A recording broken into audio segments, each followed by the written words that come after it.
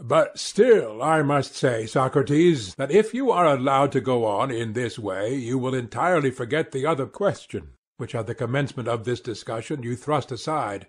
Is such an order of things possible, and how, if at all? For I am quite ready to acknowledge that the plan which you propose, if only feasible, would do all sorts of good to the state. I will add what you have omitted, that your citizens will be the bravest of warriors, and will never leave their ranks, for they will all know one another, and each will call the other father, brother, son. And if you suppose the women to join their armies, whether in the same rank or in the rear, either as a terror to the enemy, or as auxiliaries in case of need, I know that they will then be absolutely invincible, and there are many domestic advantages which might also be mentioned, and which I also fully acknowledge. But as I admit all these advantages, and as many more as you please, if only this state of yours were to come into existence, we need say no more about them. Assuming then the existence of the state, let us now turn to the question of possibility and ways and means. The rest may be left. If I loiter for a moment, you instantly make a raid upon me, I said, and have no mercy. I have hardly escaped the first and second waves, and you seem not to be aware that you are now bringing upon me the third, which is the greatest and heaviest. When you have seen and heard the third wave, I think you will be more considerate, and will acknowledge that some fear and hesitation was natural respecting a proposal so extraordinary as that which I have now to state and investigate. The more appeals of this sort which you make, he said, the more determined are we that you shall tell us how such a state is possible. Speak out, and at once. Let me begin by reminding you that we found our way hither in the search after justice and injustice. True, he replied, but what of that? I was only going to ask whether, if we have discovered them, we are to require that the just man should in nothing fail of absolute justice, or may we be satisfied with an approximation, and the attainment in him of a higher degree of justice than is to be found in other men? The approximation will be enough.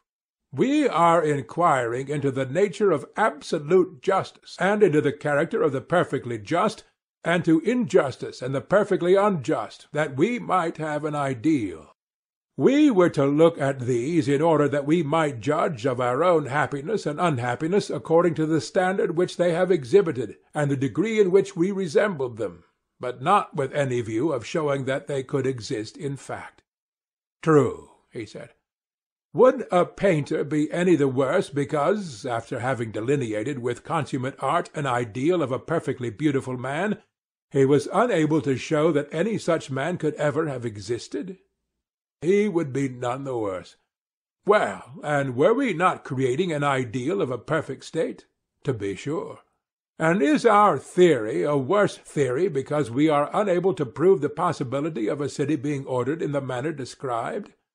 Surely not, he replied. That is the truth, I said.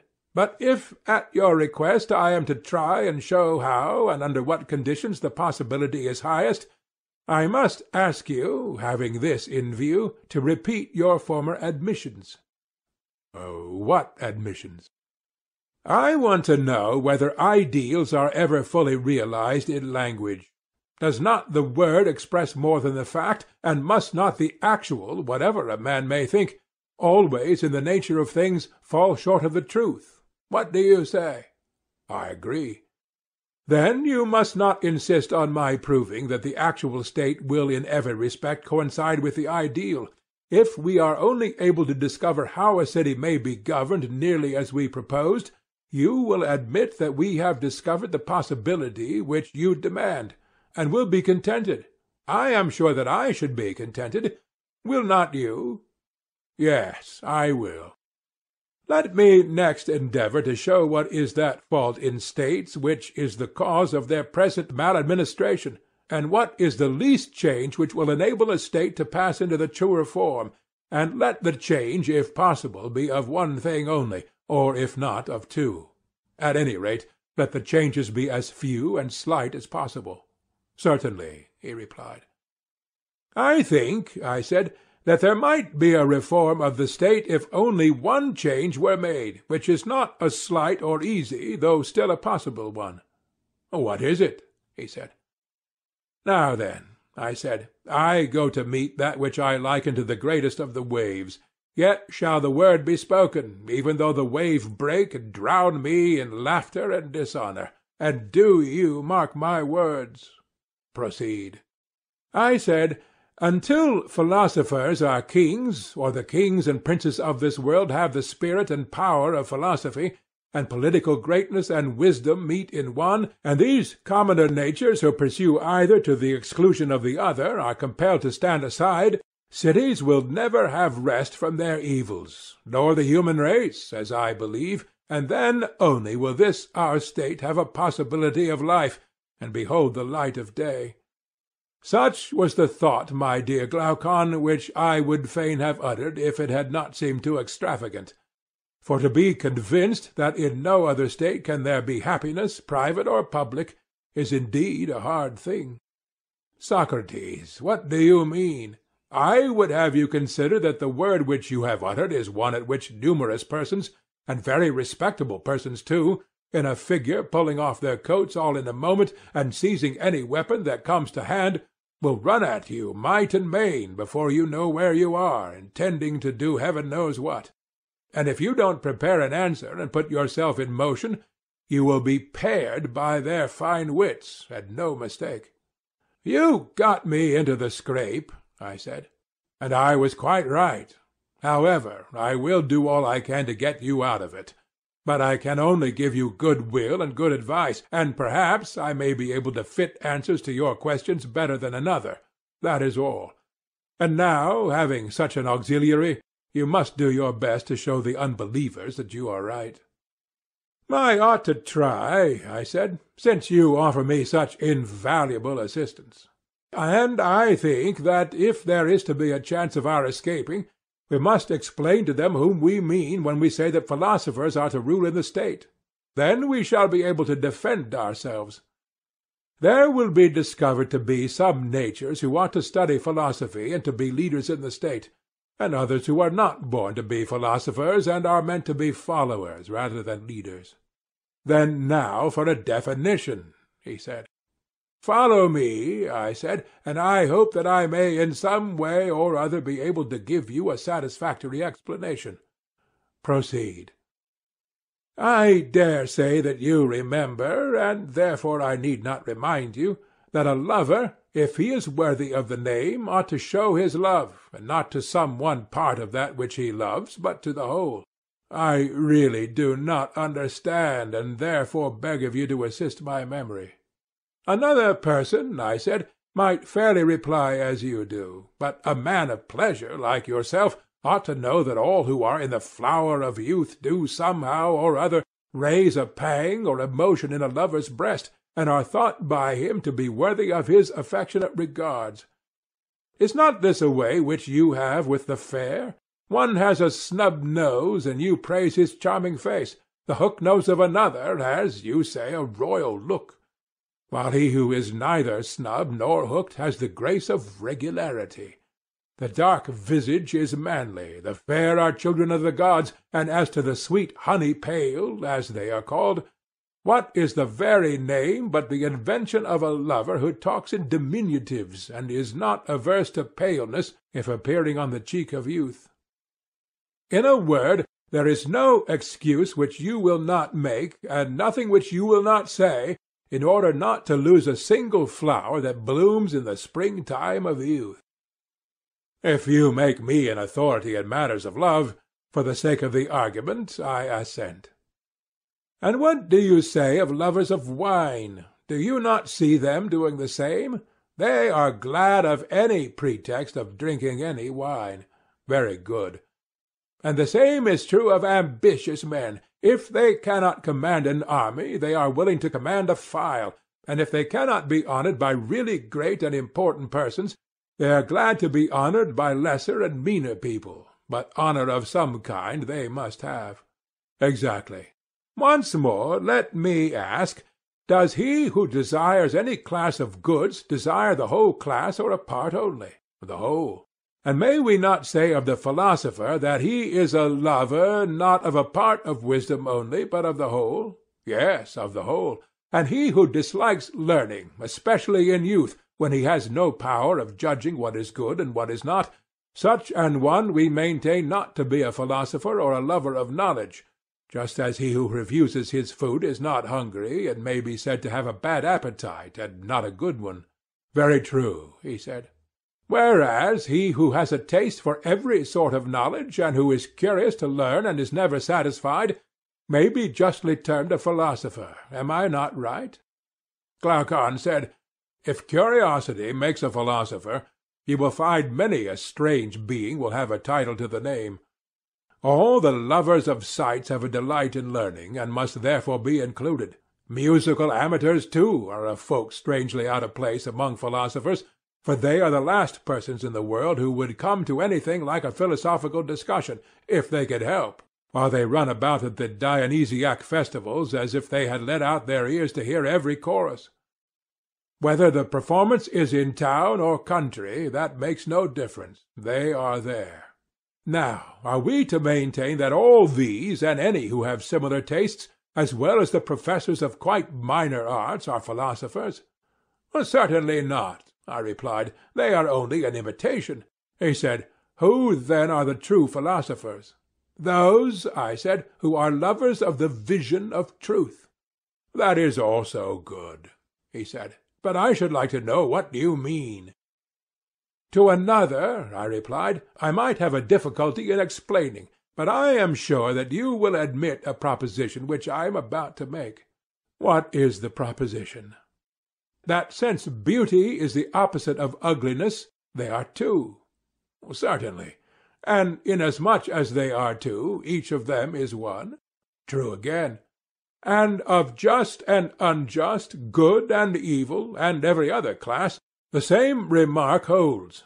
Taken singly, each of them is one, but from the various combinations of them, with actions and things, and with one another, they are seen in all sorts of lights, and appear many. Very true. And this is the distinction which I draw between the sight-loving, art-loving, practical class, and those of whom I am speaking, and who are alone worthy of the name of philosophers. How do you distinguish them? He said. The lovers of sounds and sights, I replied, are, as I conceive, fond of fine tones and colours and forms, and all the artificial products that are made out of them. But their mind is incapable of seeing or loving absolute beauty. True, he replied. Few are they who are able to attain the sight of this. Very true. And he who, having a sense of beautiful things, has no sense of absolute beauty, or who, if another lead him to a knowledge of that beauty, is unable to follow, of such a one, I ask, is he awake or in a dream only? Reflect, is not the dreamer, sleeping or waking, one who likens dissimilar things, who puts the copy in the place of the real object? I should certainly say that such an one was dreaming. But take the case of the other, who recognizes the existence of absolute beauty, and is able to distinguish the idea from the objects which participate in the idea, neither putting the subjects in the place of the idea, nor the idea in the place of the objects. Is he a dreamer, or is he awake? He is wide awake. And may we not say that the mind of the one who knows has knowledge, and that the mind of the other, who opines only, has opinion? Certainly. But suppose that the latter should quarrel with us and dispute our statement. Can we administer any soothing cordial or advice to him, without revealing to him that there is sad disorder in his wits? We must certainly offer him some good advice, he replied. Come, then, and let us think of something to say to him. Shall we begin by assuring him that he is welcome to any knowledge which he may have, and that we are rejoiced at his having it? But we should like to ask him a question. Does he who has knowledge know something or nothing? You must answer for him. I answer that he knows something. Something that is or is not? Something that is, for how can that which is not ever be known? And are we assured, after looking at the matter from many points of view, that absolute being is or may be absolutely known, but that the utterly non-existent is utterly unknown? Nothing can be more certain. Good. But if there be anything which is of such a nature as to be and not to be, that will have a place intermediate between pure being and the absolute negation of being? Yes, between them. And as knowledge corresponded to being, and ignorance of necessity to not being, for that intermediate between being and not being there has to be discovered a corresponding intermediate between ignorance and knowledge, if there be such. Certainly. Do we admit the existence of opinion? Undoubtedly. As being same with knowledge, or another faculty? Another faculty. Then opinion and knowledge have to do with different kinds of matter corresponding to this difference of faculties? Yes, and knowledge is relative to being, and knows being. But before I proceed further, I will make a division. What division?